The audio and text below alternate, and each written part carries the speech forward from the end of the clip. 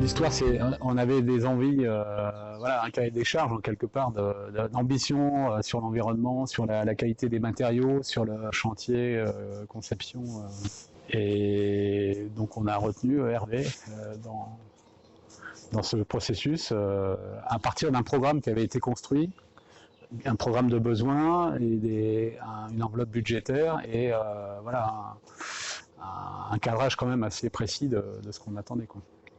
La transition est bien, est bien trouvée. C'est vrai que donc l'audition date de fin décembre 2016. L'oral se faisait pas sur esquisse, mais se faisait plutôt sur des intentions et une méthodologie.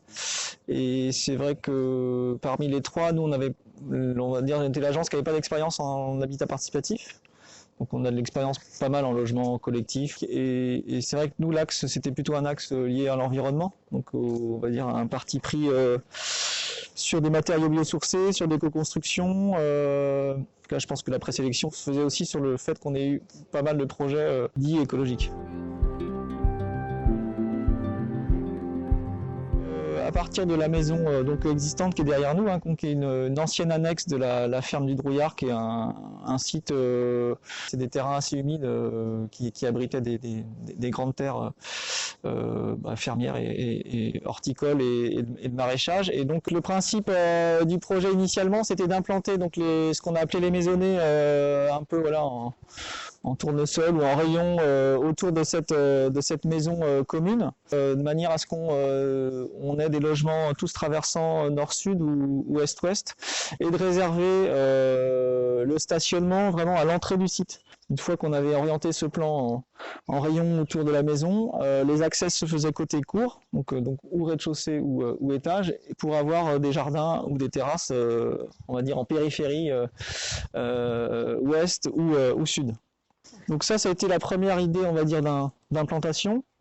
Et ensuite, comme ce qu'on a appelé le Rubik's Cube, il y avait effectivement dans les 12 familles, il y avait on va dire des variétés très larges d'habitants, entre donc des familles solo, des retraités,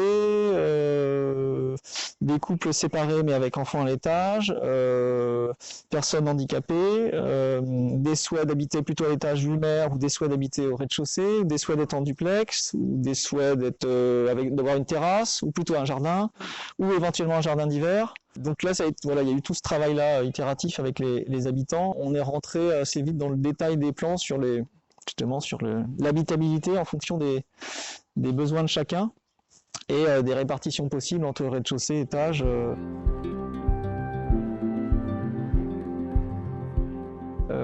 Le souhait était évidemment, vous l'avez compris, de faire un éco-hameau, et donc on a travaillé sur un projet tout bois, mur à ossature, plancher, terrasse et puis partiellement bardage extérieur et escalier, et puis isolation biosourcée. Donc dans le mur à ossature, on est en ouate de cellulose, en fibre de bois à l'extérieur, et puis à l'intérieur, dans les cloisons, on est sur un biofilm, donc il y a un mélange de lin et de chanvre, qui est un produit vendéen, donc assez local, on va dire, sur les isolations en intérieur. On va dire les gabarits assez ciselés des maisonnées, puisqu'on est vraiment sur la limite, faut regarder le plan masse, mais on est sur la limite constructible